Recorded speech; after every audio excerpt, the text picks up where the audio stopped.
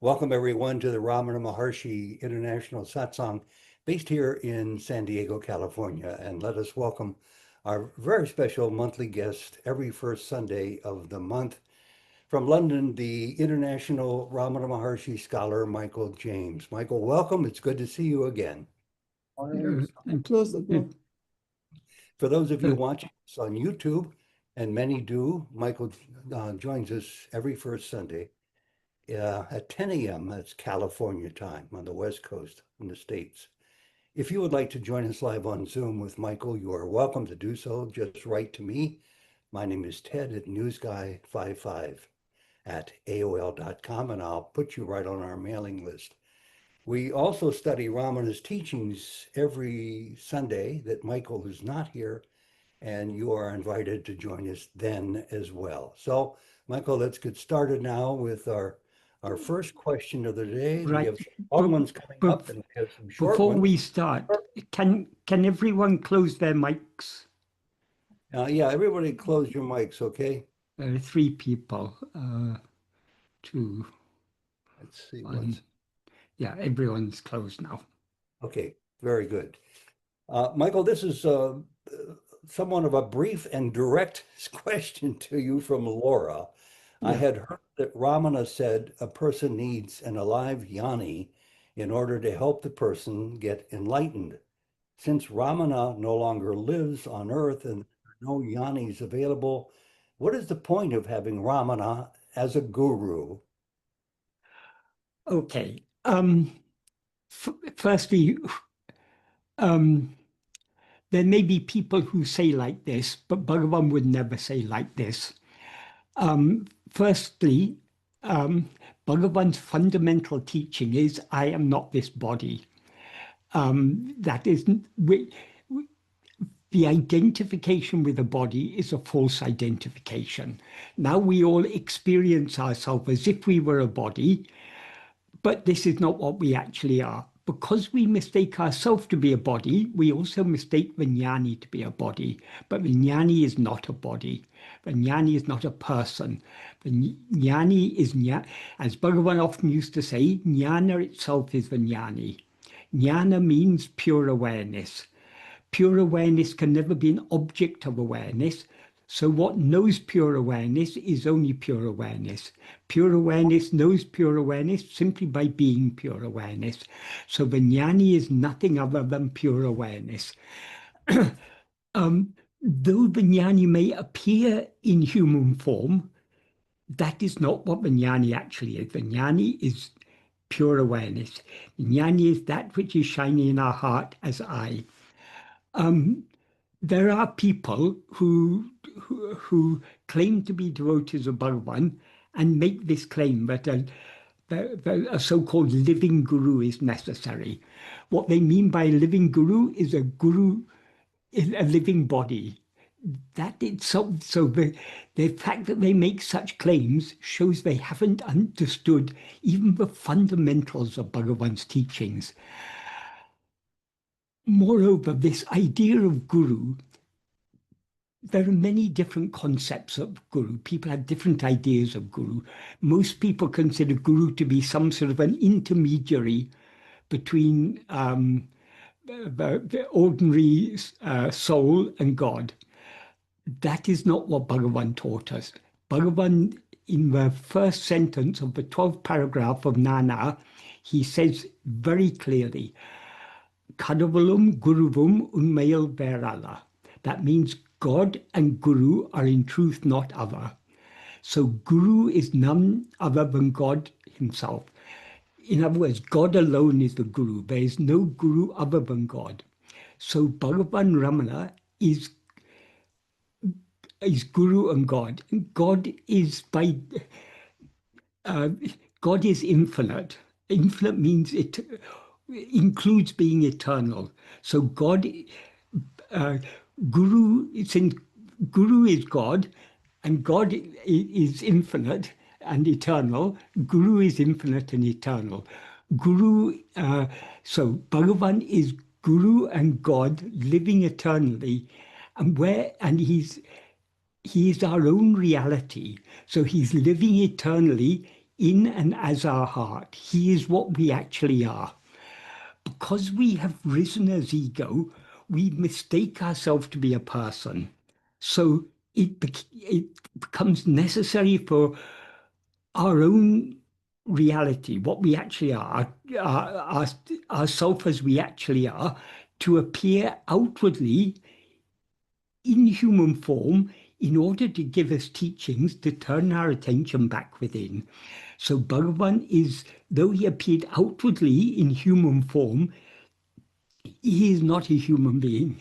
He is God himself, and he is the reality that exists and shines eternally in our heart as our heart. He is what we actually are. So the idea that Bhagavan is in any way, though he appeared in human form, he's not in any way limited to that human form. So this idea of a so-called living guru is a complete misunderstanding of Bhagavan's teachings. When Sadhu Om was asked whether a living guru is necessary, he said, yes, a living guru is necessary. But if by living guru you mean a living body, then your living guru will one day become a dead guru. So what is the use of such a guru? We need an eternally living guru. Bhagavan is that eternally living guru. So that is, guru is by definition that which is eternal. If guru is anything less than what is eternal, he's just the guru would then be just a finite creature just like us, and would therefore be of no use to us. Bhagavan is the true guru because he is the infinite and eternal reality. He makes this very clear in verse 274 of Guru Vachaka Kavai. And that is what Bhagavan said is recorded by Murugan in Guru Vachaka Kavai. This is a very, very beautiful verse. The full force of the verse cannot be adequately conveyed in English because of the beauty of the poetry is obviously lost when we translate it. But the meaning of the verse is, that is the literal meaning, those who do not have a mind to know the Jnana Guru, who seems to be a human form, actually remaining firmly at the supreme space, to be the formless one, are indeed the foremost in wicked conduct and sin. To make that a little bit more clear, because it's in verses, a lot of ideas are packed there, so sometimes we have to expand it a little to bring out the full implication. So what this implies is those who do not have the clarity of mind or heart to know that the Jnana Guru, who seems to be a human, or appears as a human form, even though always actually remaining firmly at the supreme space. The supreme space, parakaya, what is implied by that is the infinite space of pure being awareness, Satchit.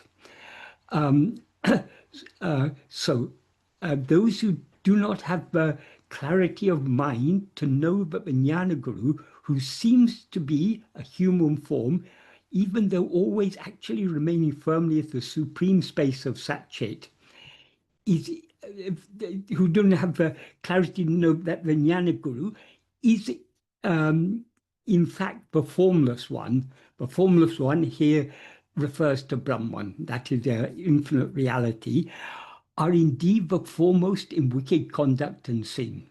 So this is, Bhagavan is very, very firm here. Though the Guru appears in human form, that is not what he actually is. And if we are not able to, if we don't have the clarity to recognize that Guru is something far more than the human form in which he appears. Guru is actually the infinite space of Satchit, pure being awareness, which is formless, beyond all limits, if we don't understand that, Bhagavan says we have a foremost in wicked conduct and sin. So Bhagavan expresses very using very strong words in order to impress upon us the need for us to understand clearly that what the Guru actually is only the infinite space of pure awareness. So this question is based upon a false idea about Bhagavan's teachings. Bhagavan never said and would never say, but well, he would never imply that a living body is necessary.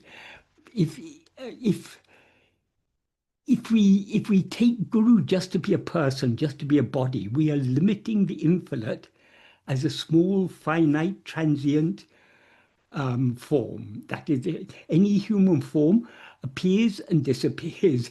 It's born one day, and after some years, it passes away. That is so. How can Bhagavan be just the body? That doesn't mean that we don't have great reverence for the person that Bhagavan seemed to be. But Bhagavan is far more than the person he seemed to be. Why we have reverence and love for that person is that through that person, what is shining through that person is not an ego, as in our case, but is God Himself, the one infinite eternal reality, the pure awareness. So Bhagavan is the eternal Guru. So the question, what is the point of having Ramana as a Guru? If we don't have, without the grace of Guru, it is impossible for us to know ourselves, because the nature of the mind is always to go outwards. So the mind will turn within and merge back into its source only when it has all-consuming love.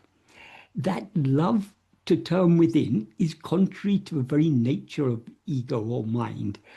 So that love cannot come from ego, it only comes from our own reality. That is what we actually are. That is Guru. So Guru is essential. That doesn't mean Guru is not just a person, a living person. Guru is the eternal reality that is ever shining in our heart as our own being, as our fundamental awareness, I am. So I hope that's a clear answer to that question. I don't see Laura here today. If you are, speak up. We have a good number of people here. It certainly feels like a good, well-rounded answer. Michael, I have one real quick point on that very topic. Didn't Ramana say over and over again, at least I've read it over and over again, teach us to contact the guru within, especially because that guru within is eternal? Yeah, the Guru within is ourself, what we Yes, actually are, our right. own reality. Yeah. And it When I is, first heard you say that several years ago, yeah, it was a novel thought to me, and I started to employ it. It helped. It yeah, still helps to this very day. yeah, People would say, well, tell us, Ted, how it helps.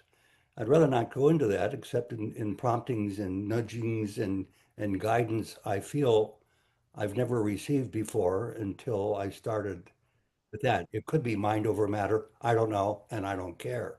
It's that idea is real. The guru within is there yeah, to contact. yeah, yeah. That is, Bhagavan sometimes said the purpose of the external form of Guru is to turn our mind within to uh, to return to the real Guru, but is ever shining in our heart as our own reality. Laura, if you're here, speak up, okay? Hi, You just missed a good I'm answer here. to your question, Laura. Oh no, Uh, I was gardening and lost track of time. yeah, it sounds silly to ask if you have a follow-up question to Michael's answer, but flesh out that idea a little bit better. Would you like to say something about it? Your question. Yeah, I would. I would. Um, so what I kept hearing is that when people asked about needing a guru or not, he would say you needed a guru, if that's true or not. And then it's like, well, if that's right, then I have no hope on this life, because there's no living guru to have a guru with, especially Right. where I'm at. Okay. So, yeah, Shall I briefly summarize what I said? that would be great. Thank you. Right. Yes, guru is absolutely necessary. Bhagavan said that. But he also made it clear that guru is not a human being. Though guru may appear in human form, guru is in no way limited to that human form. In the first sentence of the 12th paragraph of Nana, who am I, Bhagavan says, Kadavalam Guruvum Unmayal Verala. That means God and Guru are in truth not other. So everything that we can say of God, we can equally well say of Guru. Guru is a very special function of God. But it is the function of God to turn our mind back within and to subside back into our own reality. So just as God is infinite and eternal, Guru is infinite and eternal. Just as God is in no way limited to any form, Guru is in no way limited to any form. So though Guru may appear in human form, it, that is not what Guru actually is. What Guru, that human form is just a vehicle through which the teachings are conveyed to us. And the teaching is to turn within, where the Guru is always residing as our own being. And I also quoted a verse of Guru Vachika Kovai, verse 274, in which Bhagavan says that those who do not have the clarity of mind to know that the Jnana Guru, who seems to be a human form, even though actually always remaining as the supreme space of pure being awareness, but who don't have the clarity to know that that Jnana Guru is in fact the formless one, namely Brahman, are indeed the foremost in wicked conduct and sin. So if we believe that the Guru is just limited to that human form in which he appears, we have not understood the teachings of the Guru at all. It is true that there are some people who claim to be devotees of Bhagavan who say a living Guru is necessary, but they have not understood Bhagavan's teachings at all. Bhagavan is the eternal Guru, the eternally living Guru. Oh, that's helpful.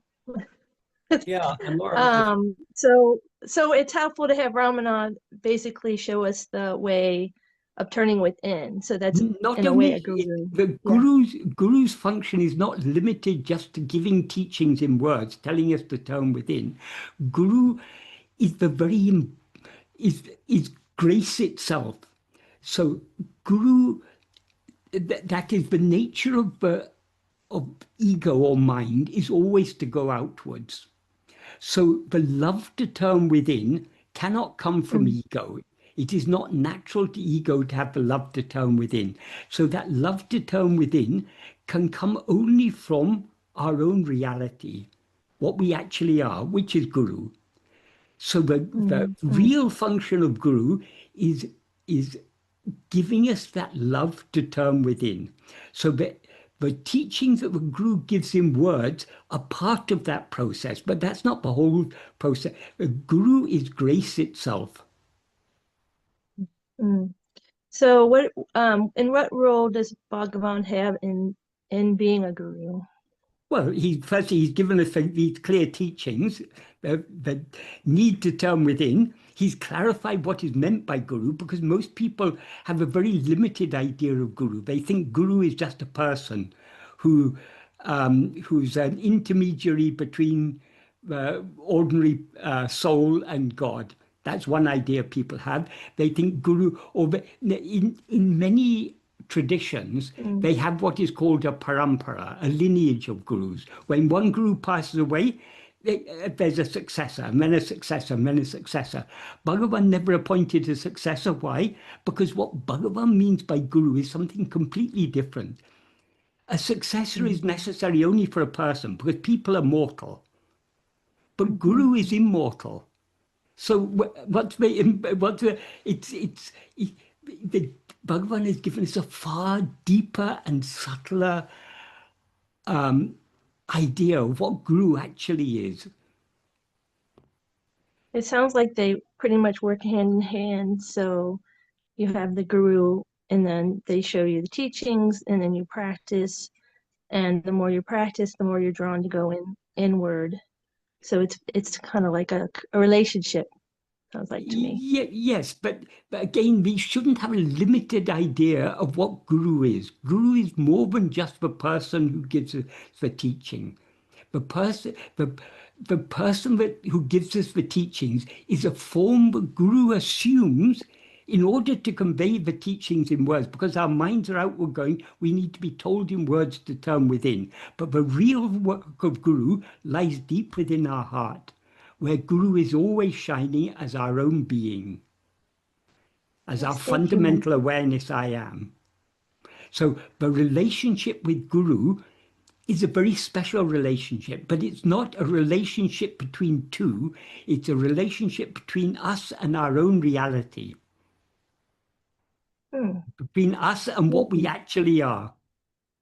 Thank you. So That's the beautiful. role of guru is extremely deep, extremely subtle. And guru's work is eternal. Long before guru appeared outwardly in the form of Bhagavan Ramana, guru was working in our heart, preparing us for these teachings. And even after that name and form has disappeared, the guru is continuing to work in our heart to give us that love to turn within more and more and more until eventually we dissolve back into our source, into our own being, which is guru himself, and thereby guru alone remains. Beautiful. Right. Okay, Laura, thank you very much. Yeah. By the way, I genuinely do invite you to make sure you look at the video. It comes out about a week or 2 weeks at the most after the day we have a live program like this. So you'll be able to catch his fuller answer to your great question. Okay? Great. Thank you. Thank you very much. We'll go on to question number 2. This is the briefest question of the day, and probably it has a lot to say coming from you. This is David. Your response would probably really be something he would look forward to. He says, may I ask Michael how Bhagavan's silence as Upadesa was transforming for so many people in his presence? Firstly, two things have to be clarified. Putting this in the past tense, was transforming, is not appropriate. His silent Upadesha, his silent teaching, is eternally doing its work of transforming us. And when we say in his presence doesn't just mean in the presence of his body. He is eternally, he's omnipresent. He's present in all times and all places. So there's never a place where Bhagavan is not present because he is the one infinite reality. So before I answer the question, these 2 points have to be clarified. What is meant by silence? Bhagavan has given a very clear definition in a simple one-line verse, which, if I remember correctly, it's the final verse in Upadesha Tanipaka. That's in a collection of 27 verses that verses that Bhagavan wrote at various different times that Sadhu Om gathered together and arranged in a suitable order. So the final verse, if I remember correctly, it's a final verse, or it's near the end. The verse is Monam ul erum oru mori arul nilaye. What that means is, monam means silence. Silence is the Arul Nile means Nile can either mean state or nature. It means both, really. So silence is the nature of grace or the state of grace, Oru Mori means one language, or the Oru, though it means one literally, it's the unique, the peerless, the unequaled language, Ul Arum, which rises within. So that silence is ever shining in our heart, as our heart. Silence is silence is Bhagavan himself. Silence is Guru himself. So silence is our own being. That is, the nature of being is silence. Doing is the nature of ego. So doing is a result of our rising. Our being is eternally silent. So Bhagavan is that eternal silence. That silence is his grace.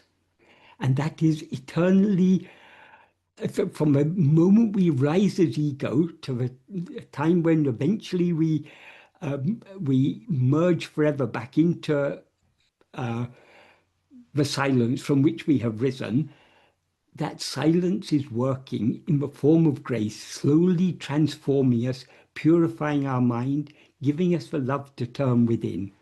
So Bhagavan made it clear, though he gave teachings in words, the real teaching is silence. Because the words are, as Bhagavan said, according to the purity of the antakarana, the same teaching reflects in different ways. Antakarana means the inner instrument, that is the mind, intellect, will, and ego. These are collectively referred to as the antakarana. So according to the purity of this inner instrument, we have different capacity to understand the teachings. So when teachings are given in words, if our mind is pure, we'll be able to understand the teachings in a far deeper and more subtle way than if our mind is very impure. Many people, if they hear Bhagavan's teaching, they'll not even be attracted to Bhagavan's teaching. They'll not have any interest in it. We at least have been attracted to his teachings. But how deeply have we understood his teachings? We've understood his teachings only to the extent to which our mind has been purified and clarified. So silence is that, as I say, it's our own being. It's what we actually are. It's what is ever shining in our heart as our fundamental awareness, I am. So the more we follow Bhagavan's teachings by turning our mind within, the more our mind is purified and clarified. That clarity is silence itself. That is, the source from which the clarity arises is silence. That's why Bhagavan says it rises within.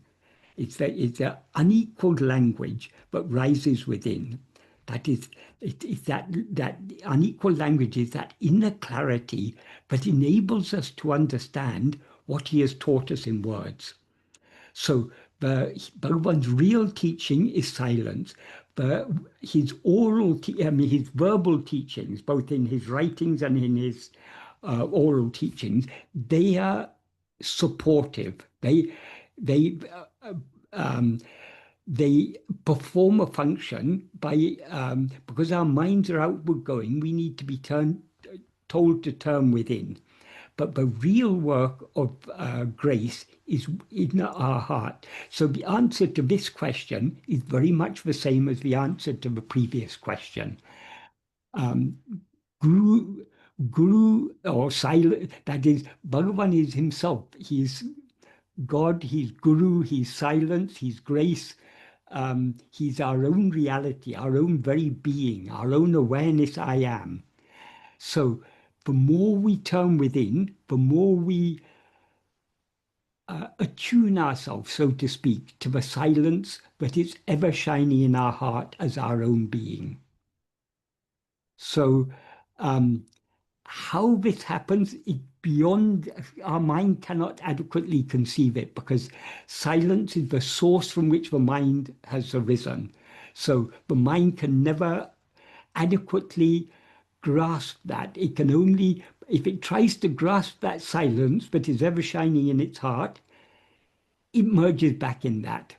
So the mind as mind can never fully understand the workings of grace, the workings of silence. I have a follow-up question, if I may. So in the case, for example, of the Tamil lady named Akhiladama, which 50 years later she related to Sadhu Om, which I'm sure you're familiar with. Yes, And yes. he- Akilandamaya, yes. Yeah. So he said to her, Une, he said, being without letting go of yourself. And that sufficed, that went directly to her heart. And she was in that state from that point forward. And even though he gave her really a very complicated literary philosophical statement. And there was another person where he simply said, who was more sophisticated, Iru. And that, you know, he went into samadhi and basically went in and out of it the rest of his life. So the question is that Ramana can also say something that touches you in your heart, or you can repeat something and write it, and it will penetrate into your heart. True?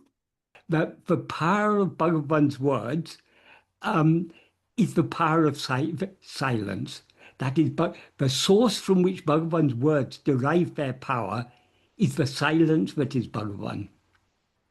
So his words do sometimes have a huge impact.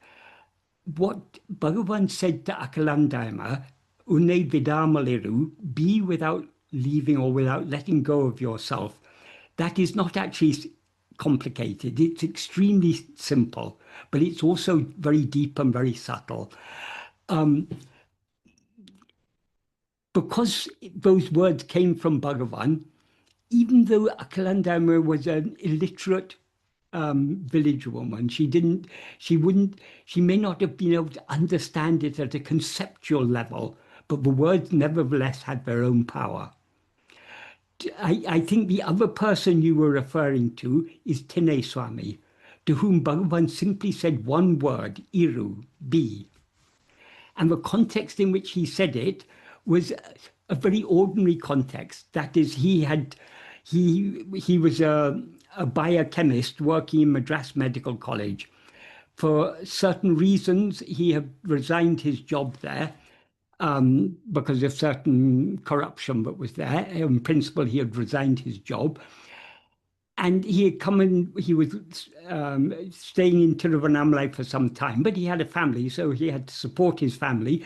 So he had applied for a job in Pondicherry, and the job had been offered to him in Pondicherry, or he had been called for an interview. I'm not quite sure what it was.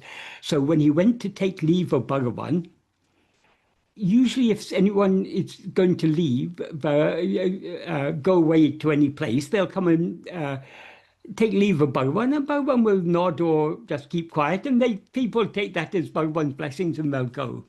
In this case, unusually, Bhagavan said Iru. In the context in which he said it, people will think he just means wait or stay. Literal meaning of Iru is be, but it's often used in the sense of stay or wait. So other people who were present in the hall when Bhagavan said that, wouldn't have understood what happened. The only person who was present who understood what happened was Mudragana.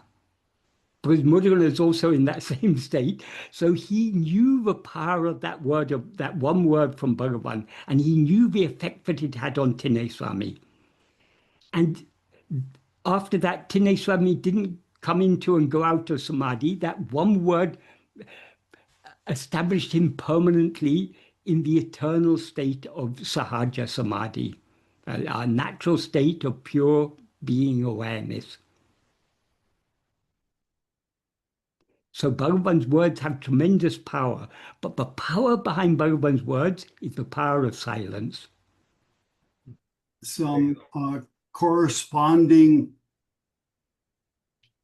receptivity that makes it possible for them to receive in that particular way what Bhagavan has said to them. That receptivity is the power of silence working in their heart, the power of Bhagavan's grace. Since these two questions are about Guru and Guru's Upadesha, I just want to clarify one thing. About a couple of weeks ago, someone shared with this this San Diego Ramana Satsang group, shared an excerpt from a book about what someone had written about talks. Unfortunately, the author of this book, the person who wrote this book, who wrote this thing about talks, he is notoriously unreliable in his stories. So what he has written is not entirely reliable. One thing he said is, it is worth mentioning that every word in talks was shown to the Maharshi and got corrected if needed. All the talks were written down in the immediate presence of Bhagavan and then and there shown to him. That is simply not the case. This is, that maybe people would like to believe that, but that is not the case. When Munagala Venkataramaya started to record talks, at first he was noting down things in Bhagavan's hall. Very quickly it came to the knowledge of the ashram management that he was recording, and a ban was put. Nobody should make any should write anything, should make any notes in Bhagavan's hall. So from that time onwards, he wasn't recording it in Bhagavan's hall. He was recording it. He was in those days. Talks was recorded mostly in the mid to late 1930s. At that time, he was the main interpreter. So if anyone came and asked questions in English, Bhagavan would reply in Tamil. Bhagavan understood English and he could speak English, but he didn't speak English. So Bhagavan would reply in Tamil, and Munagala would be the interpreter. He would translate into English, and it was well known in those days that he wouldn't just translate what Bhagavan said as it is. He would elaborate upon it, add his own explanations. That was well known. So anyway, he recorded talks, but so he would listen to the conversations, and what he remembered, he would when he went back to his room, he would write down in his notebook all that he could remember that was said. So Bhagavan generally talked in Tamil. Sometimes if Telugu speaking or Malayalam speaking devotees were there and asked him questions in their own language, he would reply in their language. Very, very rarely he would reply in English. And if he replied in English, it was usually just a few words. He wouldn't say a lot in English. But that doesn't mean he didn't understand English, but for some reason he chose not to reply in English generally. So in the process of recording talks, firstly, when we listen to a conversation, we all understand what is said according to our own understanding. That is, when Bhagavan talks, he talks in a very nuanced way. If we don't have a deep understanding of Bhagavan, we won't catch all the nuances in what he says. So when we hear something, it it gets filtered through our own understanding. So what Bhagavan said was firstly it filtered through Munagala's understanding. Then he had to remember it, and so it was second, it was filtered through his memory. Thirdly, it was filtered through his translation, because what Bhagavan had said was in Tamil, but he recorded it in English. So it's gone through three filters. Firstly, the filter of his understanding. Secondly, the filter of his memory. And thirdly, the filter of his translation. It's not Bhagavan's actual words. There's plenty of evidence in talks that he was not recording accurately. One very, very clear example of this is in talk in section 379. What is recorded there? A Malayalam gentleman asked Bhagavan for an explanation of Atma-vichara. That's referring to the song that Bhagavan composed. Bhagavan explained this short piece of 5 stanzas as follows. So this is supposed to be the words of Bhagavan. Chidambaram is the famous place of pilgrimage associated with Nandana, who sang that Atma-vichara is most difficult of attainment. Bhagavan would never have said that, because that is simply not true. Nandana is one of the saints in the Pariyaparanam. He's one of the 63 Shaiva saints. He never said anything about Atma-vichara. He was a devotee of Shiva, but he was from a very low caste, and his desire was to go to Chidambaram, to have darshan of Chidambaram. But as a low caste person, he wasn't allowed to enter the temple. So when he went to the temple, Lord Shiva asked the bull, that is in front of every Shiva temple, there's a image of Nandi, the bull, who's the vehicle of Lord Shiva, asked Nandi to move to one side so that from outside he could have darshan. That is the story as it's given in the Pariyaparanam. There was, in the 19th century, there was a person called Gopala Krishna Bharati. He wrote what are called Kala Kalakshepam. That is it's a type of dramatic enactment of popular stories from of devotional nature. So stories from the Puranas and the Ityasas and so on.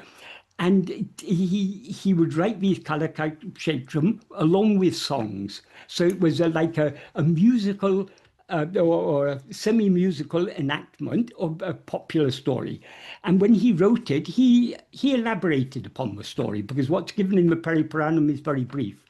So he elaborated upon it. But in his version, Nandana was working for a very cruel Brahmin landlord.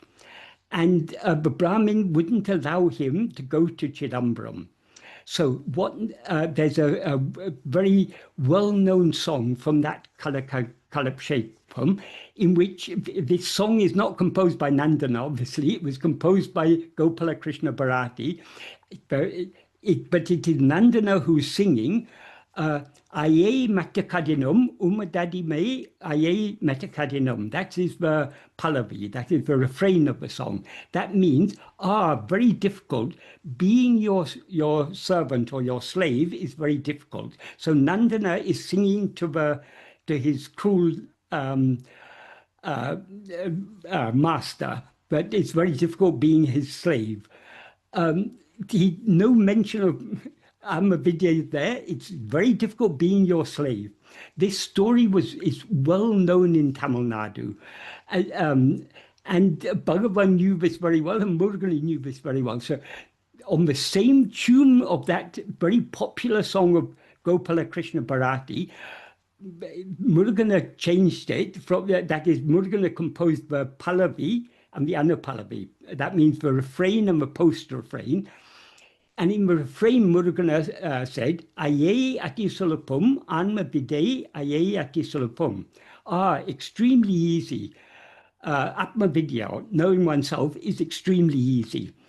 So what is recorded here is Bhagavan's words is factually completely inaccurate. Bhagavan would never have said, but Nandana had said, but self-knowledge is very easy. And Bhagavan knew very well it wasn't Nandana, though in the drama Nandana sings this song, it wasn't actually Nandana who sang this. The song was composed by Gopala Krishna Bharati for this dramatization of the life of Nandana. So what is recorded in talks is completely inaccurate.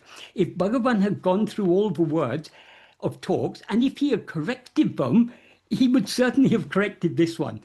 And later on in the same passage, it's implied towards the end, but Murugana, as if Bhagavan said, Murugana could not naturally he, meaning Murugana, could not pursue the theme further and laid the first 4 lines composed by him before Bhagavan for completion. No, if Murugana wrote the Pallavi, which is 2 lines, and the Anupallavi, which is 4 lines, deliberately in order to ask Bhagavan to write the charanangal, the verses for the song. Because he wanted Bhagavan to give a clear statement about how easy Atma-vichara is. So Bhagavan understood why Murugana had written this, and he wrote accordingly. He wrote the verses. But here it's the words are put in Bhagavan's mouth as if Bhagavan is saying that Murugana couldn't pursue the theme. If Murugana wanted, he could have composed the song himself. He's perfectly capable of doing so. The reason he didn't, he had composed the Pallavi and Anupallavi for the express purpose of asking Bhagavan to write the charanangal. And Bhagavan knew this very well. So this is clearly factually inaccurate. This is just one example. In Tamil, there's a saying, if you're boiling a pot of rice, if you want to see whether the rice is cooked, you don't have to press every grain of rice in the pot. You just have to take 1 grain of rice out of the pot and press it. And if it's soft, you know the whole pot is cooked. So this one example is a clear example of where talks is an inaccurate recording of what Bhagavan said. So the person who wrote this passage that was shared about talks, saying that Bhagavan was shown, every word in talks was shown to Bhagavan and got corrected if needed, that is simply not true. And a lot of the other things he says there are not actually true. So I wanted to put this on record. Michael, what brought this up today? Sorry? What brought this up? I raised this because someone shared that passage. And as I say, I don't want to name the person who wrote this, but he is a very well-known person, and he writes a lot of stories about Bhagavan, but they're not reliable. Because he wrote that every word in talks was shown to Bhagavan and got corrected if needed, I wanted to clarify this is not the case. So what I was coming to the end of what I was saying. The best assessment of talks was given by Murugana, in my view. That is, when Murugana was asked whether talks is a reliable recording of Bhagavan's teachings, he simply said, talks contains a little bit of Bhagavan and a lot of Munagala. That means what Munagala recorded, a lot of it is his own understanding. Some of it is Bhagavan's, that is, a lot, there are useful things in talks, but a lot of things is Munagala's own understanding. And one other thing that has a bearing on this, one day when someone came to the hall and asked and asked a question in English, Bhagavan looked around and seeing that Munagala wasn't present, he didn't reply. Then someone else who was there said, Bhagavan, Devaraja Mudliya is here. He's a lawyer. He speaks good English. He can translate if you answer. So then Bhagavan answered in Tamil, and Devaraja Mudliya translated. Devaraja Mudliya is the person who recorded day by day. And after a series of questions and answers, when the person who had asked the questions went away, Bhagavan said in Tamil, Abba, today what I said was translated as I said it.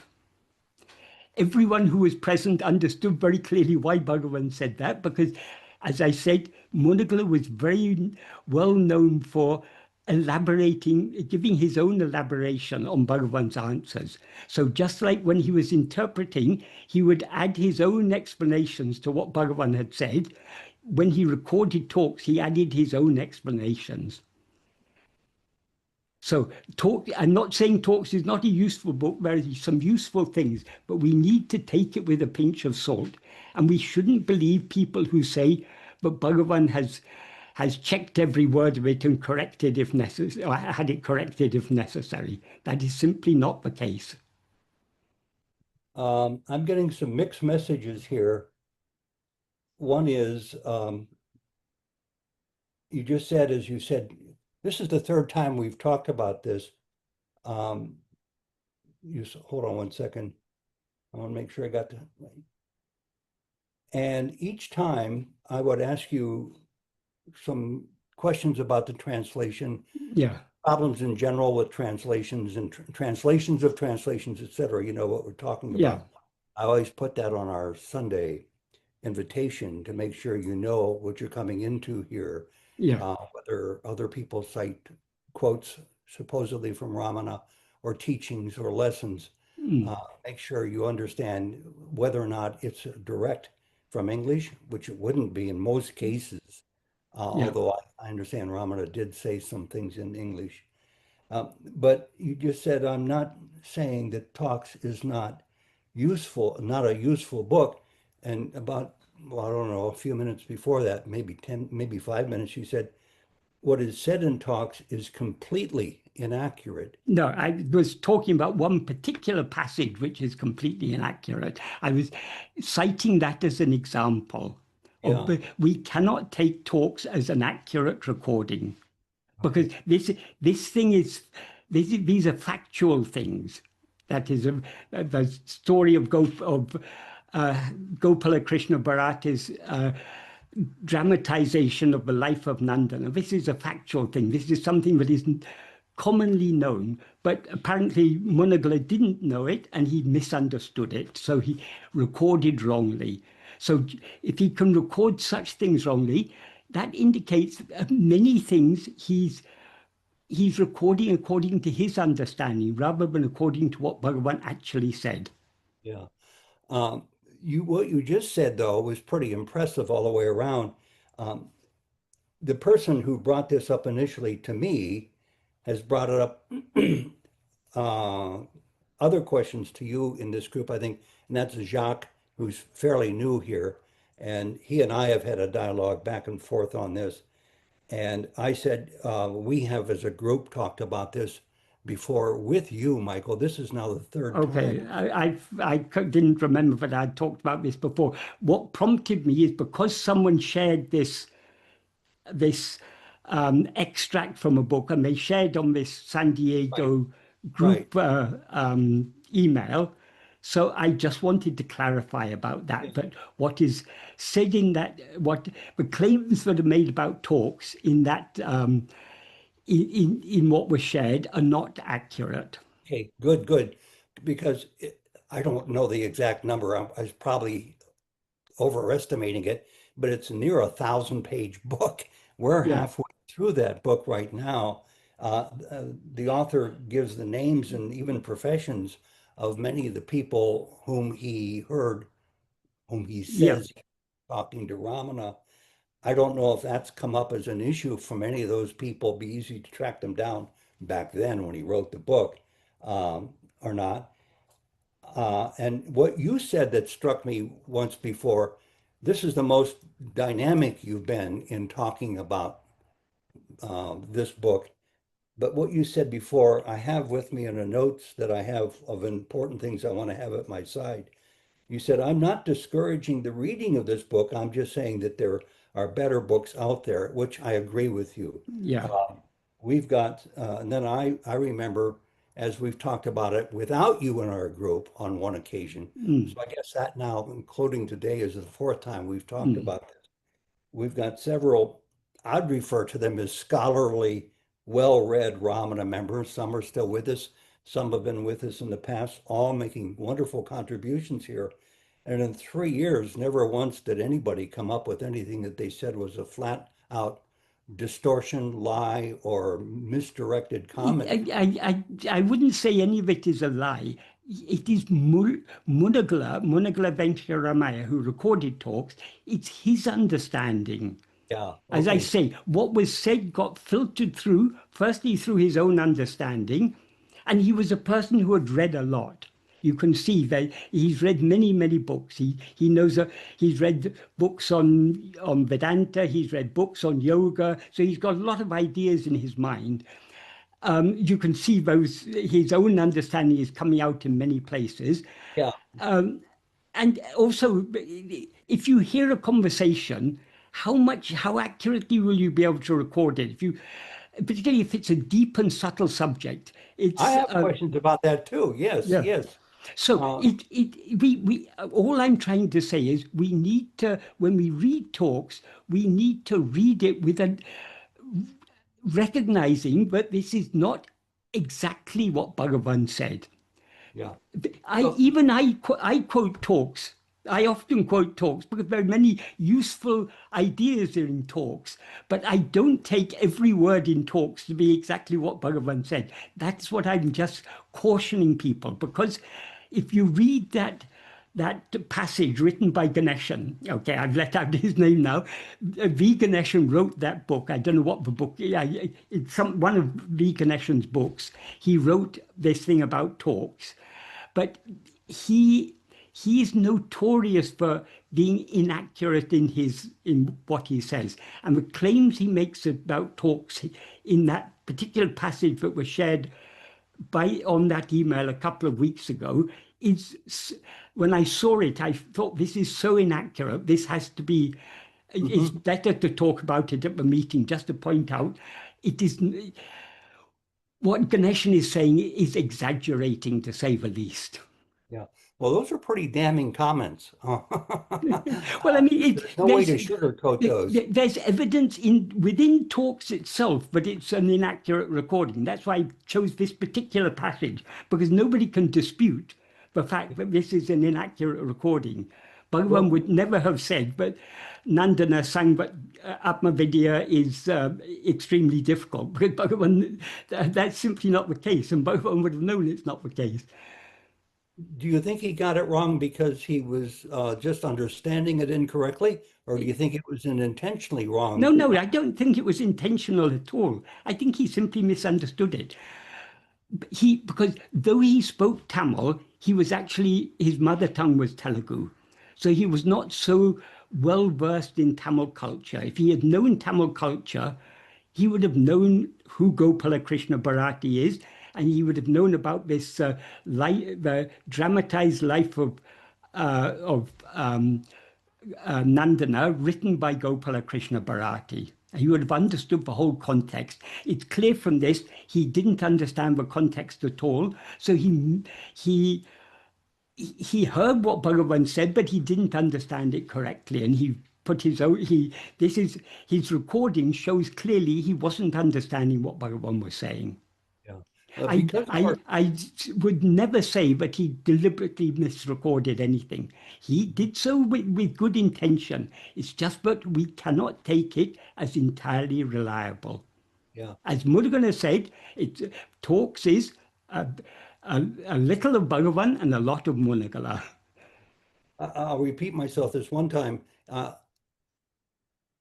bring this up because it's because of our previous discussions here. it's specifically why I post on every single invitation that keep in mind there's the possibility of mistranslations, misunderstandings, misinformation that can come through with any So long writing. as we understand that, then talks is it's good to read talks. There are useful things there, but we should take it all with a pinch of salt. Yeah, there is one thing, and Marty, I'll get to you in a minute. There is one thing I need to correct. It's a statement you made when you wrote to Jacques. Jacques sending me these and things because you and I have talked privately, and I think I know so once on the Zoomcast once about why that book has been chosen for this group at this time. And what you said recently was that there are people who like questions and answers as a point of discussion in learning about Ramana's teachings, presumably because they find it a lighter form of reading and requires less serious thought. My reaction to that was, you might have a point there, but that is not the reason this book has been used for I'm not 3 years. saying that's a reason, but when I wrote that, it was in context of something else I had written to Jacques on a different occasion, referring to Nana. Yeah. Bhagavan himself Very rewrote good. the question and answer Because, form of Nana in the form of an essay. yeah, But because far more I popular. appreciate your clarification because the fact of the matter is, I think there are some excellent groups out there. I've sampled them myself. Mine is admittedly different. The group that I made a correction in the path it went for the first 5 years, when I took it over 3 years ago, groups like this is a generalization, Yeah, tend to be dominated by 2 or 3 very talkative people. And they often have good things to say. They often make wonderful yeah, contributions. I have a strong feeling because I feel stronger about Ramana's impact in my life has been more so than anything else in my almost 80 years on this planet. Uh, I want to share without being obvious about this with other people. And I know what groups like this can do. They attract 25 people, 30 people, and people will sit there and they'll find it interesting. They'll never contribute because sometimes there's just such a predominance of these 2 or 3 people, and yeah, they yeah, vary group to group, that it's too much of a risk they run for embarrassing themselves, making a mistake, saying something stupid. Their fear keeps them bound. So my purpose, just to make sure that you understand it yeah, completely, and I know you already do because you just said it, is I've learned from my own experience having programs like this that I've run in my career for 44 years, where we've had many discussions. mm, If you don't get everybody involved in making a contribution, asking a question, asking for a clarification, whatever it might be, you're not doing a very good job because everybody needs to be involved in this so that they can own a piece of it in yeah, this group yeah, more than ever. And I can say this is the first group I've ever had a chance to facilitate where 100% of the people participate in their views on Ramana Maharshi every week. And the reason is because of these talks. These talks right, are okay, filled with questions and answers. yeah, They're the most expedient way to get other people to follow up on Ramana's teachings. And then yeah, at the end of it, every 90 minutes, we go around for 20, 25 minutes and hear everybody in the group make a contribution about what their takeaway message was, what Ramana said about this, what Rowan said about this, what Lucy said about this. There's always a good discussion, and that's the most I know to do. There's yeah, much yeah, more that needs to be done by every individual. yeah, yeah, So I'm really glad you brought this up because it needs to be clarified again, and as you have yeah, done with some of the comments that I have written down. yeah. Uh, do you want to say And something else, Michael, or should we go to? I just wanted to say, but the reason I brought this topic up is not because of the group discussions you have on talks. I've no, but that is not an issue at all. It's because this information, this passage from Ganeshan's book was shared. in which Ganeshan says things which are simply not the case. So I wanted to clarify. Right. Talks it has its own value, but we shouldn't try to hype it beyond that. So I was just simply talking, just clarifying, but what Ganeshan has written there is not correct. Yeah. Bhagavan And I did see it like you. I did see not it as read every word of talks and did not have it corrected. That is simply not the case. That is a very misleading thing to say. yeah. And I see it partially as you do, I think, is I see it more of a jumping off point where people can get in and have a robust discussion on some, well, thanks for that. Marty, you have your hand up.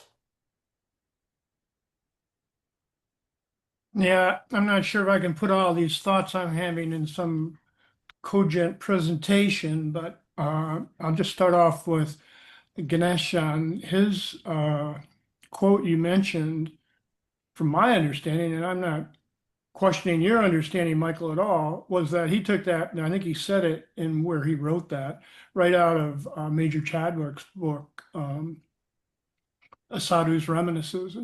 Sadhu, I know Chadwick had talked about that quite a bit in his book, and that the other part that's related to that and referencing Nandi, which I mean, there's like what 900 talks or so. I don't know the exact number.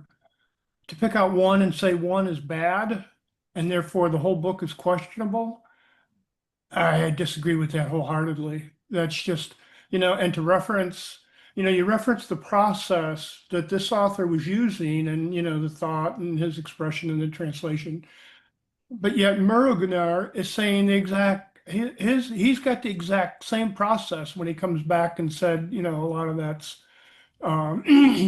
his own imagination or words to that effect. And that sometimes Muruganar is regarded as a Yanni, and if he was, he would never say anything like that. No Yanni would slam another person like that. He's not slamming. He was asked about the accuracy of talks.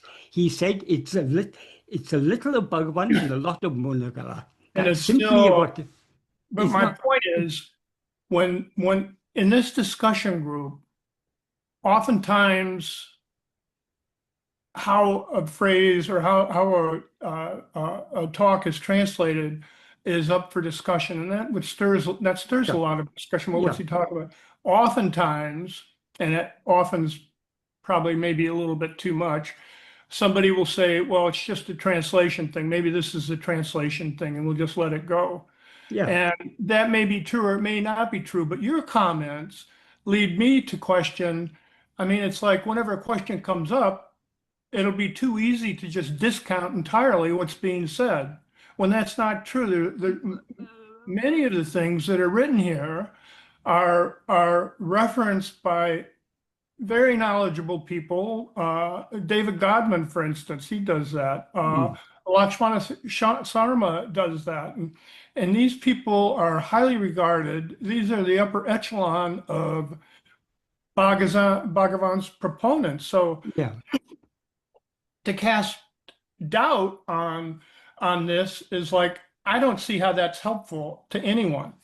And then what I'm saying is we need to take it with take it with a pinch of salt. That means we take, by all means, read talks, study talks, but we need to. That means reading it. We're reading it with a question going on. They're like, well, this may not be true. Well, and then how in the world are we supposed to study something like that thinking, well, it may not be true?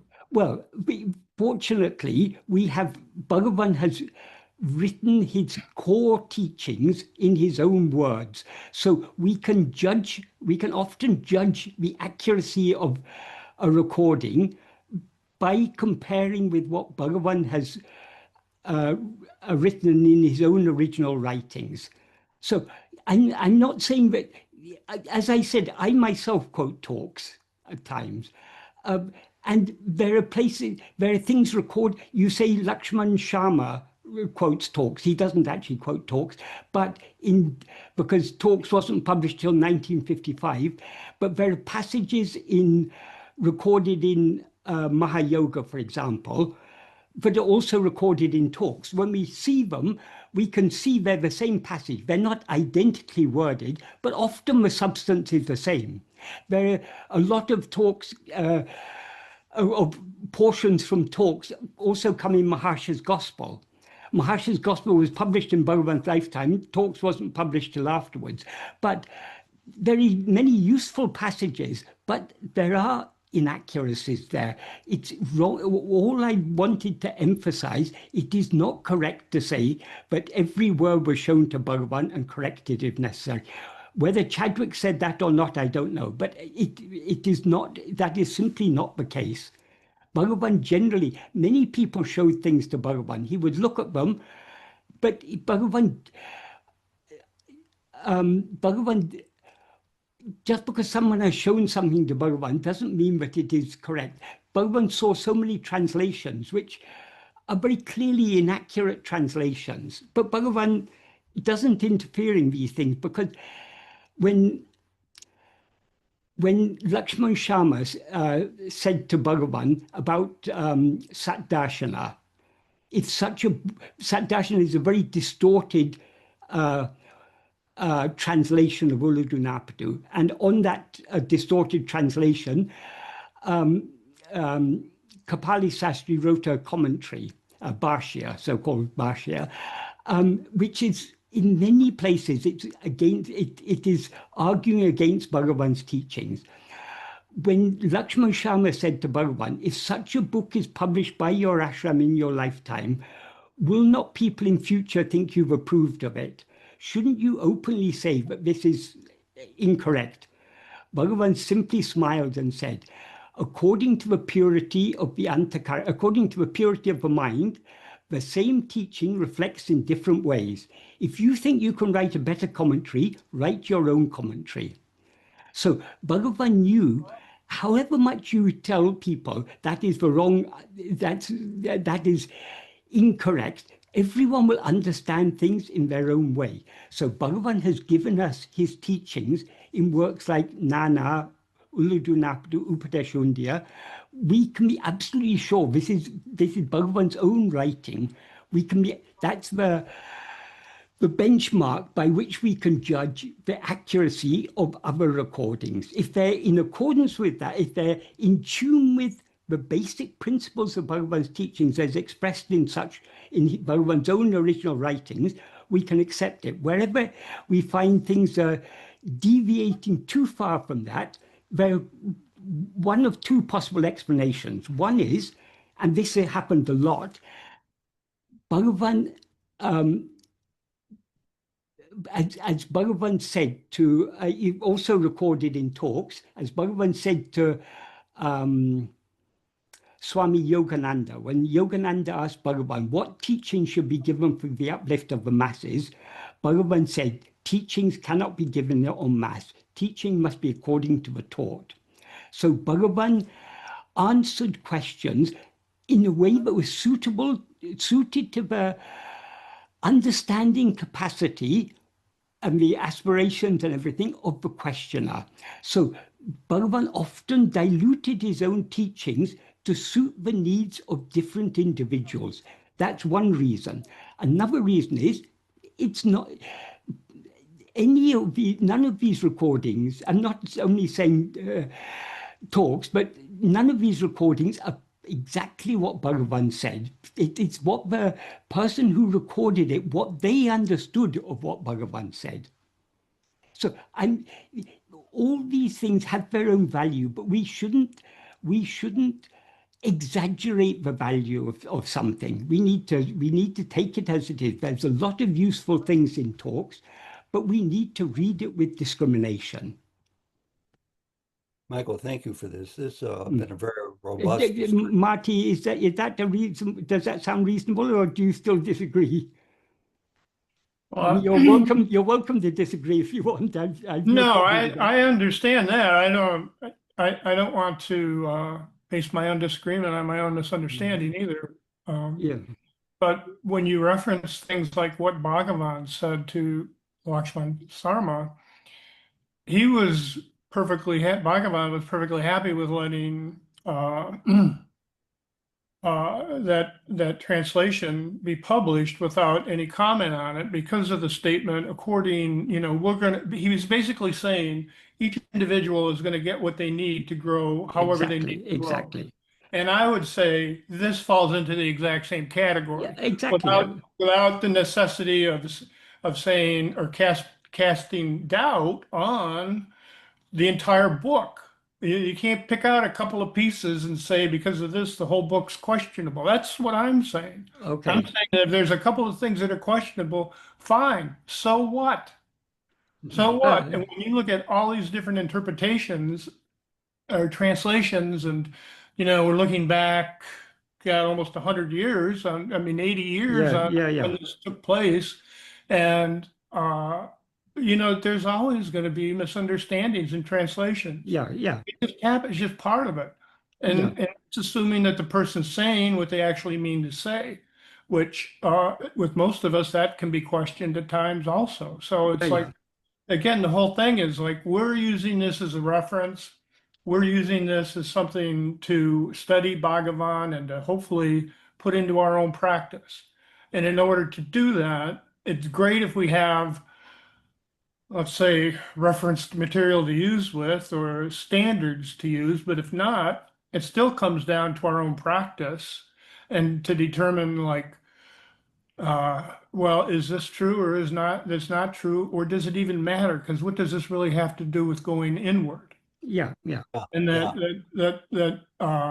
and that's personally what I use. It's like, I don't know, I have to get on the bandwagon and toot my horn every once in a while for whatever reasons. I don't need to protect this group, and the group will live along without me or without Ted or with anybody. But my point is, the more negative aspirations we cast, it just doesn't benefit anybody. Okay. I'd like to say something to wrap this up, and then we'll get to the next question. Thanks, Mark. I really appreciate everything you said, and Michael, for sure, you too. There is a corollary here. Nobody might like me bringing it up because it's about a reputation that's pretty tainted today, and that is in the business that I spent half a century. I still consider myself part of it, and that's journalism. What happens today often, and it doesn't serve any real point, somebody will say something, it'll generate, and somebody will be reporting on it. The reporting on what somebody said, whether they got it right, whether they got it wrong, whether they embellished it, whether they tainted it with their personal point of view, there will always now be a fact checker. Well, let's see what the fact checker says. That's inaccurate, according to the fact checker, who reports that no, this is what was said. Now there are fact checkers for fact checkers. And I have no doubt, but it'll go on and on and on. And that's where we are, I think, talking about anybody who left us a gift of gold to assimilate any way we know how to do it. I think this is a real good discussion, and I'm really glad, Michael, you brought it up, and I got all of your points. And thank you for the clarifications for the ones that I didn't have. We have, and thank you, Marky, for sharing your view, because my view doesn't, everyone's view counts as much as everyone else's view. I just shared my my penny's worth of. Well, I'm glad you did. And I'll be sure to look at the comments when this goes up on YouTube, because I'm sure a lot of people watching this will have something to add to it too.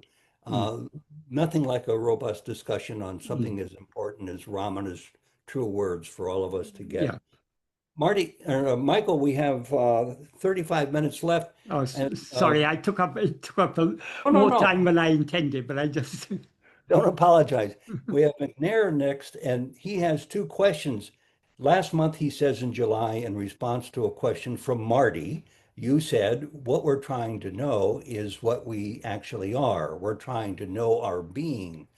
Sorry if I don't have this word for word, but Marty asked, who is trying to do that?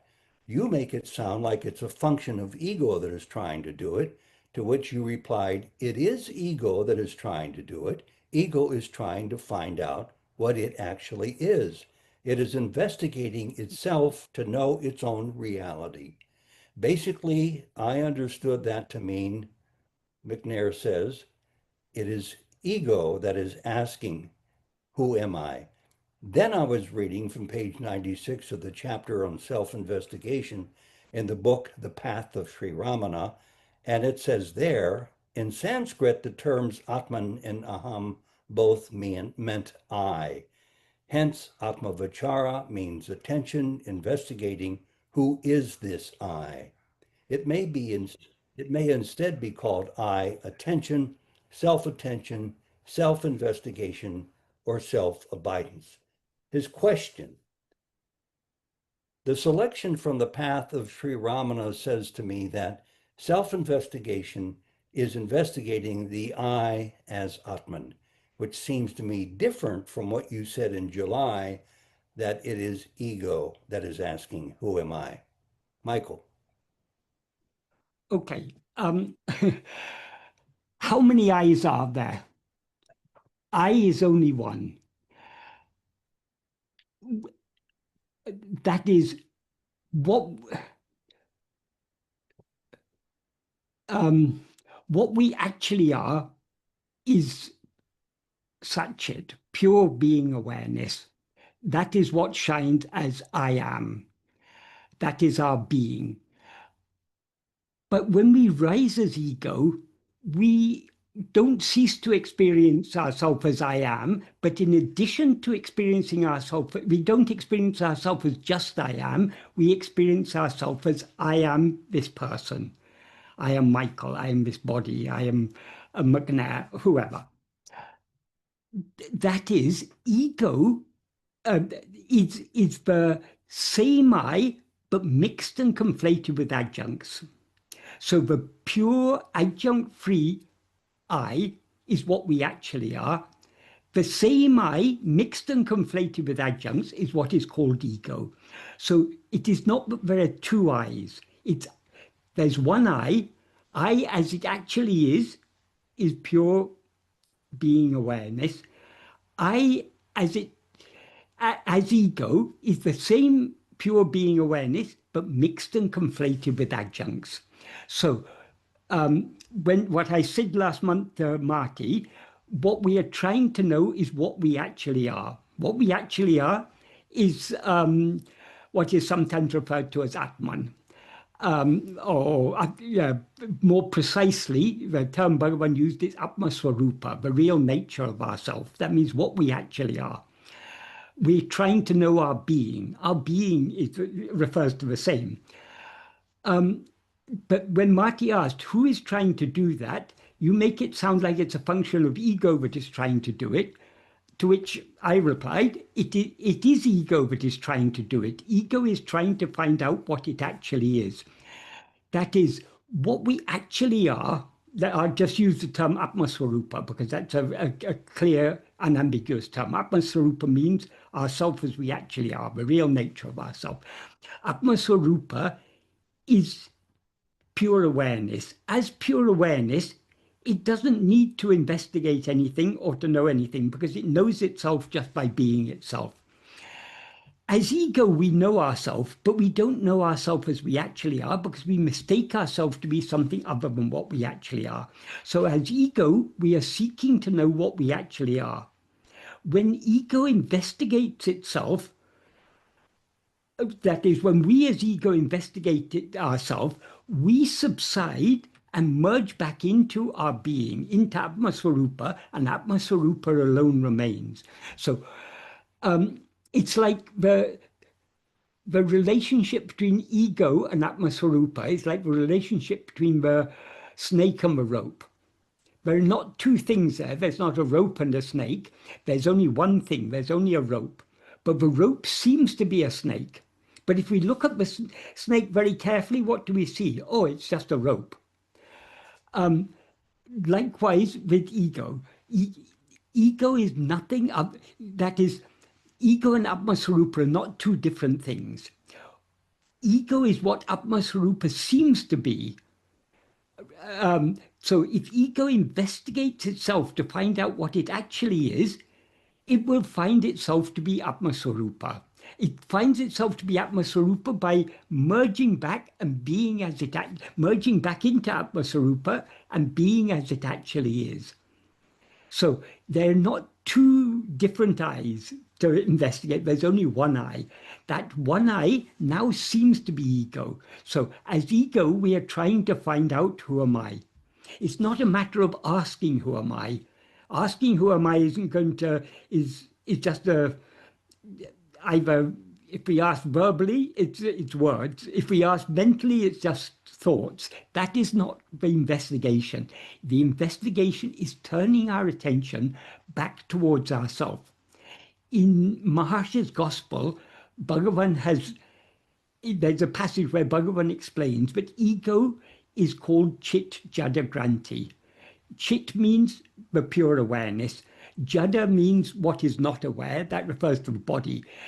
Granti means a knot. So it's a knot formed by the entanglement of Chit and Jada. That is, it is a false identification. I am this body. I am is Chit. The body is Jada. So Bhagavan says, in your investigation into the source of the aham vritti, aham vritti is a term that means I thought. It's a synonym for ego.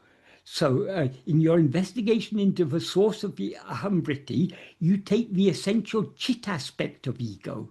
So when we're investigating, when we as ego are investigating ourselves, we're not investigating the body that we seem to be. We're not investigating the mind or any of the adjuncts. We're investigating only the I, what we essentially are. And as Bhagavan says, in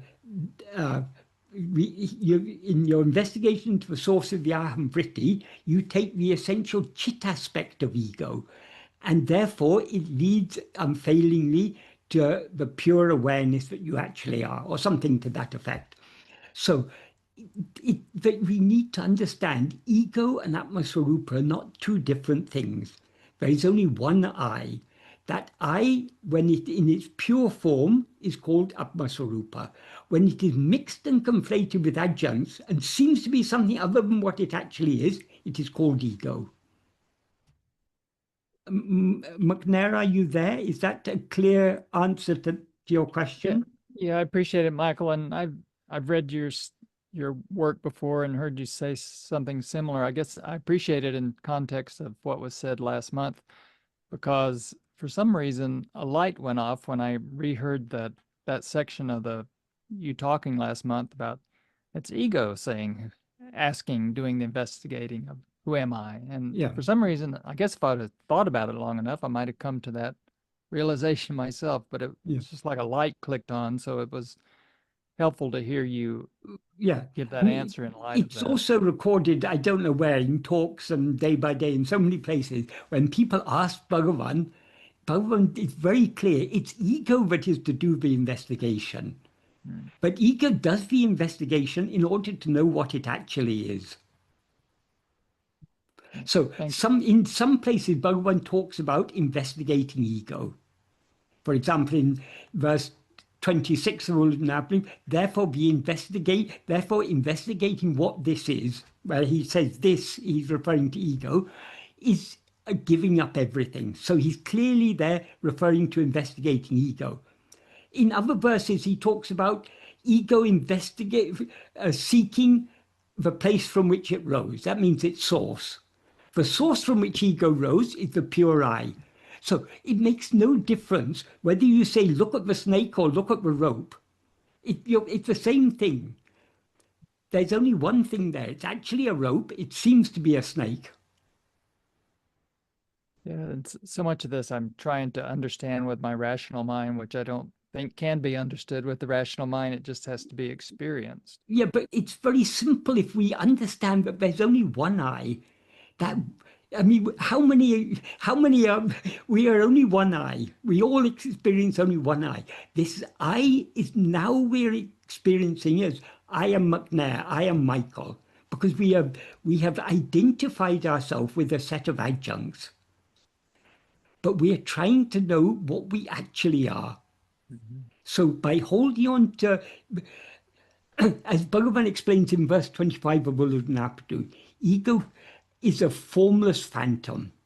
When he says it's formless, it means it has no separate existence. But so how does it come into existence? By grasping form. Even to say that is not quite correct, because it has to come into existence. What he says precisely there, he begins verse 25 by saying, Urupatri undam. That means grasping form, it comes into existence. So as soon as ego rises, it projects a body and identifies that body as I. And then the next sentence he says, Urupatri nikom. Grasping form, it stands.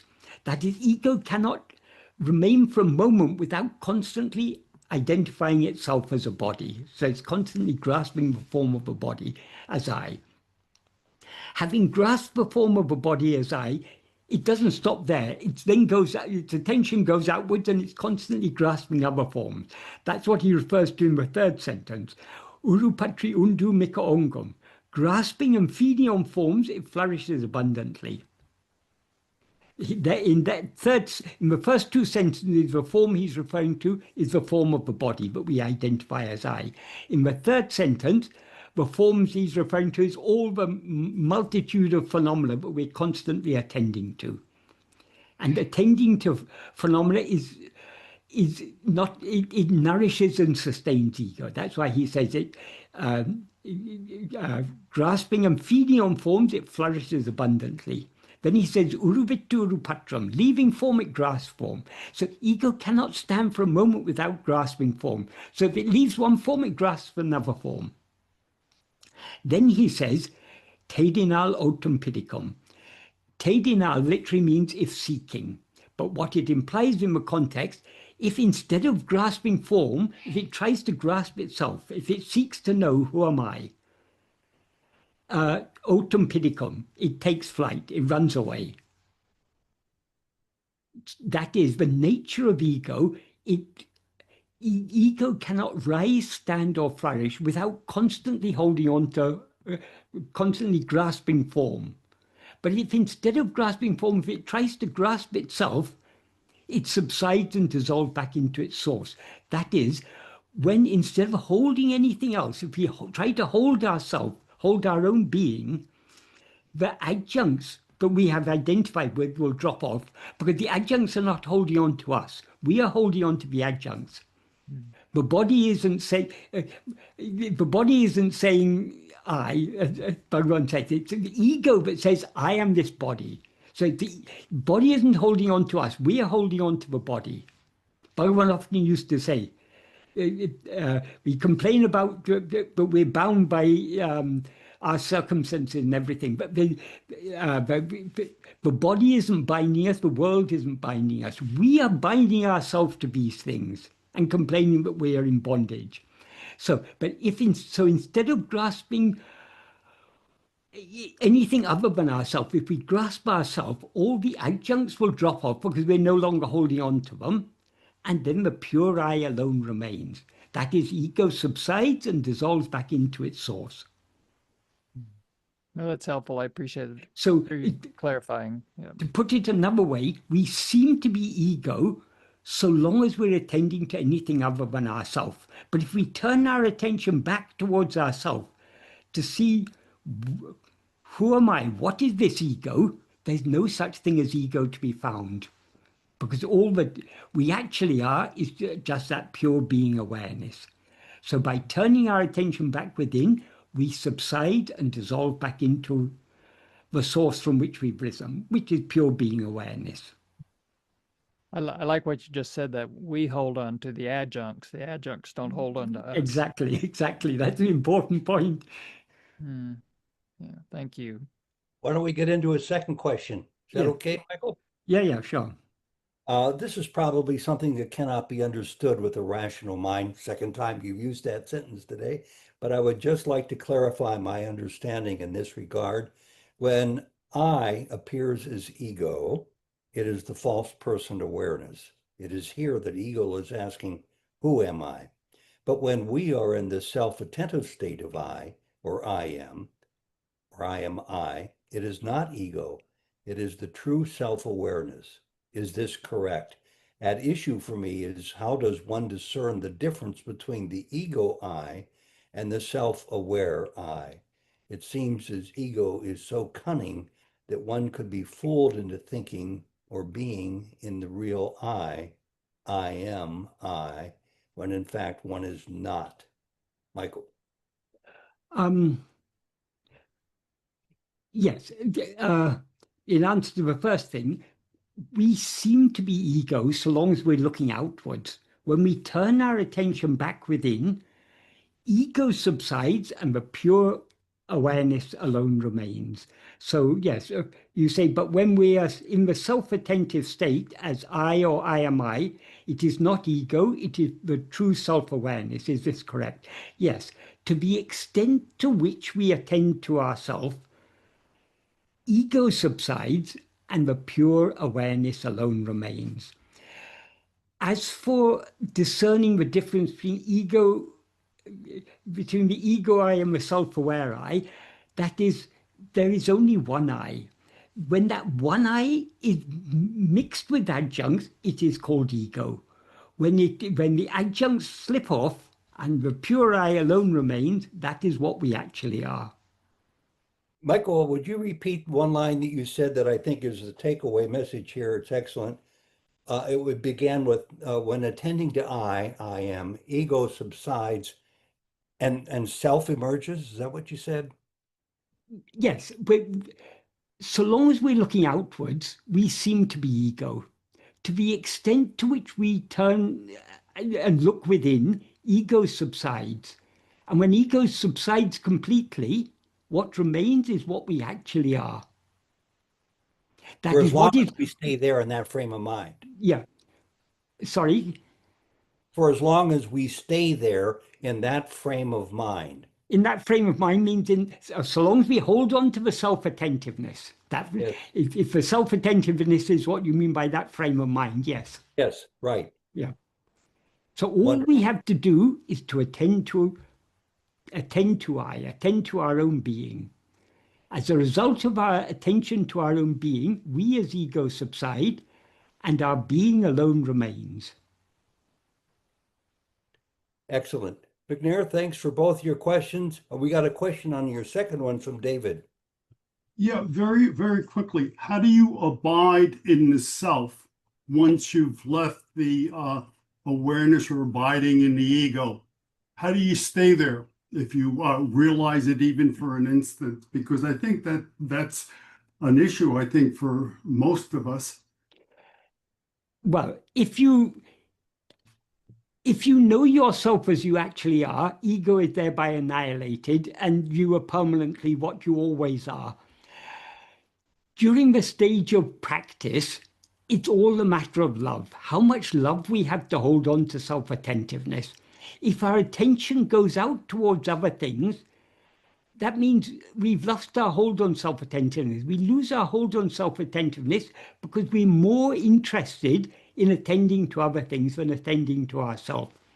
So, as Bhagavan says in the 6th paragraph from Nana, we have to go on practicing. However many times our attention is diverted away from ourselves, we need to bring it back to ourselves. When our attention is diverted away from ourselves, other things appear. To whom do they appear? To me. We turn our attention back towards ourselves and try to hold on to that self-attentiveness. We may be able to hold on to it for a little while, and then again it'll slip out. And again we have to bring it back. It's only by constant practice.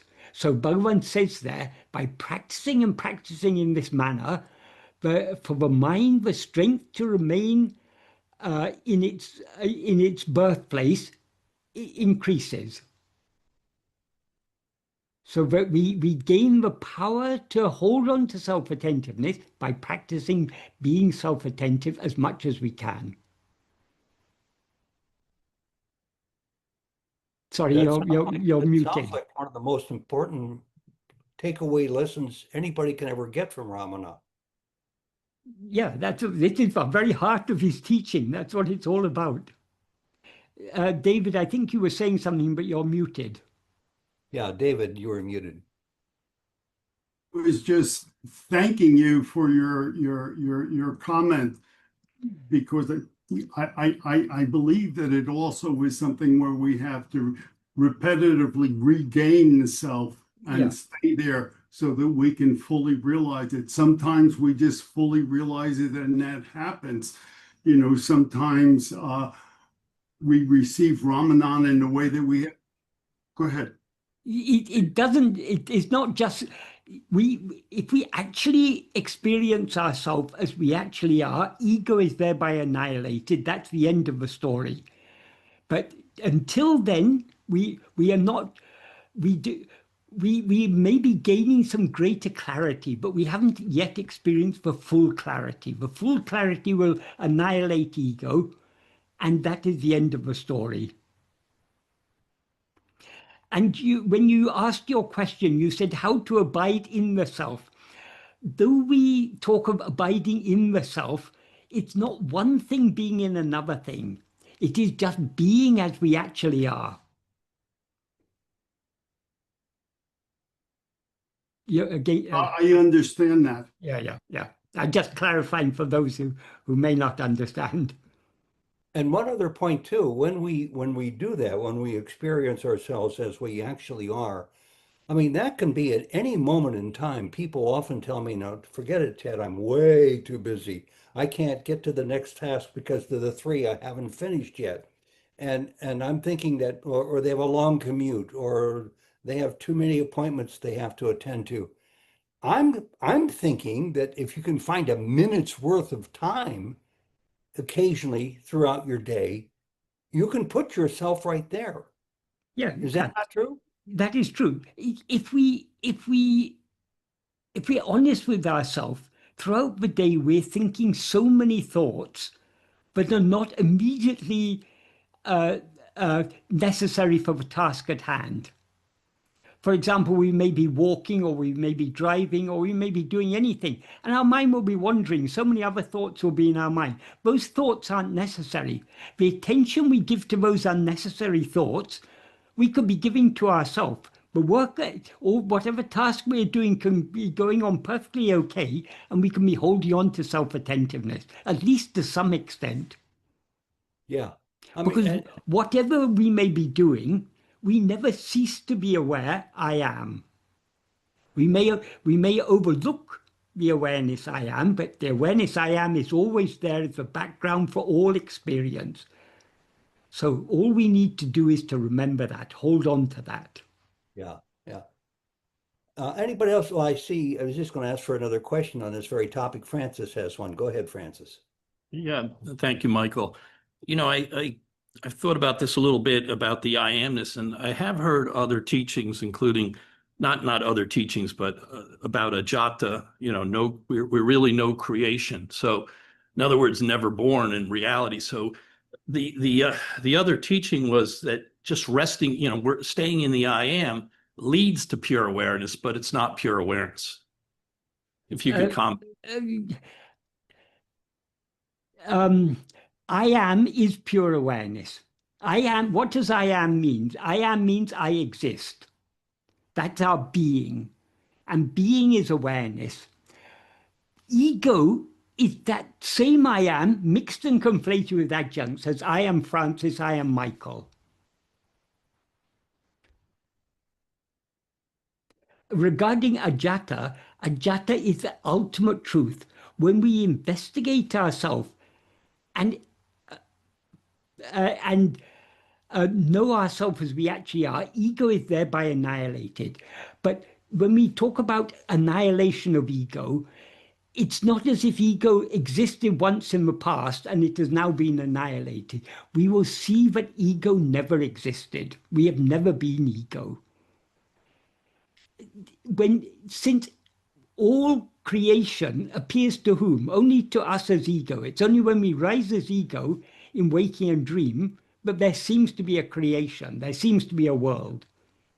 When we investigate this ego and find there's no such thing at all, then it's clear there never was any ego, never was any mind, never was any body, never was any world. What is alone is as it is eternally and without undergoing any change whatsoever. That is the ultimate truth.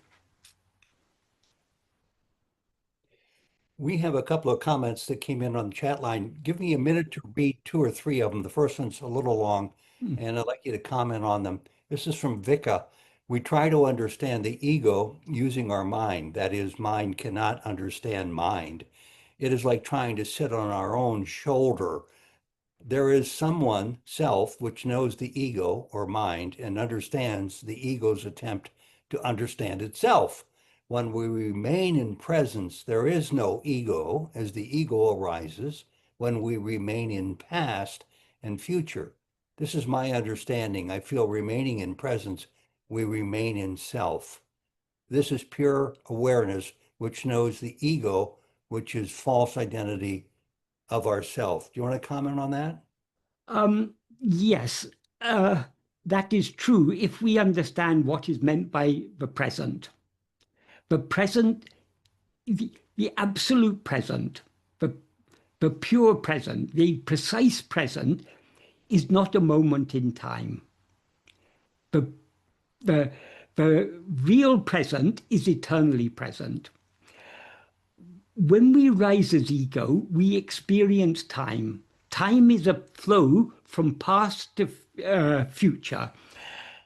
The interface between the past and the future is what we call the present moment in time. The present moment in time is a short duration between what we call past and what we call future. In that short duration, everything is happening.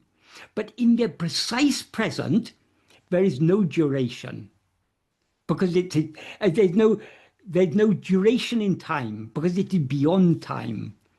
So we need to go to the precise present. So long as we are aware of anything other than ourselves, we are in the flow of time. Because what is aware of anything other than itself is ourself as ego. So as ego, we are never in the present. We're always flowing with the time, flowing from past to future, endless flow. To be as we actually are, only by holding on to our being can we precisely stand in the exact present. And when we remain in that exact present, we will find that it is eternal. Eternal not means for all time, eternal in the sense of beyond time. Follow up on that. Go ahead. Time exists only in the view of ego. It's only in sleep, ego doesn't rise and we're not aware of any time. Time seems to exist only in waking and dream. When we wake up from sleep, we say, oh, I've slept 8 hours, but we weren't experiencing 8 hours passing in when we were in sleep. It's only from the perspective of ego in waking, but we say, I slept 8 hours. So there's no time without ego. You said something very important here. I'd like to ask your opinion about it if I get it right. The present moment in time is the space between past and future. But in the precise present, there is no duration. Yes. How does one stay in that precise present? By holding on to yourself. What is it that makes the present seem present? Now we say, I'm in the present moment now. I'm in the present place here. But what makes that now and here seem to be present? It is the presence of ourself. So it's only by holding on to ourself that we can be in the present. And we have to learn how to overcome the distractions, the thoughts, yes. everything. We have to hold on to self-attentiveness. That means we shouldn't allow our attention to be diverted away towards anything else. Do you think that's so possible? long as our attention is diverted away from ourselves, we are caught up in this flow of time. Yeah. But in the illusion of life, we're mere mortals. How likely is that to happen where we can keep ourselves in that precise moment, that precise space? Well, that is what we're working towards. By practicing more and more, we gain more and more love to hold on to that. And eventually, we will hold on to that so firmly, but we will, that is, we turn our attention, during practice, we are turning our attention towards ourselves, but we never turn it 100% towards ourselves. We never completely cease to be aware of other things. But when we, by the strength of practice, when we are able to turn our attention back towards ourselves so keenly that we cease to be aware of anything else, that is the moment that we experience ourselves as pure awareness. And as soon as we experience ourselves as pure awareness, the false awareness called ego is thereby annihilated, and pure awareness alone remains. Anybody have a final comment on this? Looks like, David, you're trying to talk. David Gray. Now, what was I going to say? Because my memory is not that good. But it's rather when you're, and it's very English to say that when you learn how to hit the ball, the cricket ball with the bat, you know, you gradually improve. But I can't see that happening with being aware. I cannot see this definite, because you do this, this will happen. I can't see the connection. That's come out of all that was being said. Okay, it can be explained in many ways. One way is, why is our holding on to self-attentiveness is not difficult. It seems to be difficult because we have so much liking to attend to other things. So because of our desire and attachment for other things, we keep on allowing our attention to go outwards towards other things. The inclination to attend to other things are what are called Vishaya vasanas. Vishayas means phenomena. Anything other than ourself is a Vishaya. So the inclination to attend to those Vishayas are Vishaya vasanas. Now our Vishaya vasanas are relatively strong. And the opposite of Vishaya vasana is Satvasana, the inclination to hold on to our own being. By practice, we strengthen the Satvasana and weaken the Vishaya vasanas. Because the nature of vasanas have no strength of their own. Whatever strength vasanas seem to have is strength they derive from us.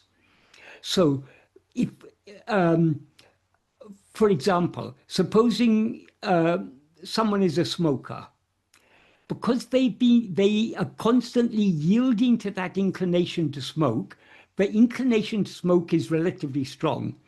If they want to give up smoking, knowing it's bad for their health, they try to resist that inclination. Some people fail. They keep on yielding to that inclination. They're not able to give up smoking.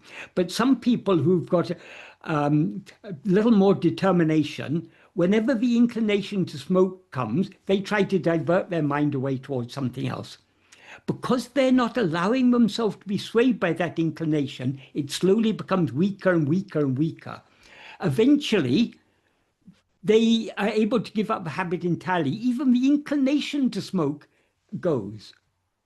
People who have smoked in the past, they say, once I gave it up, I couldn't imagine how I ever had that liking to smoke. They find it something disgusting.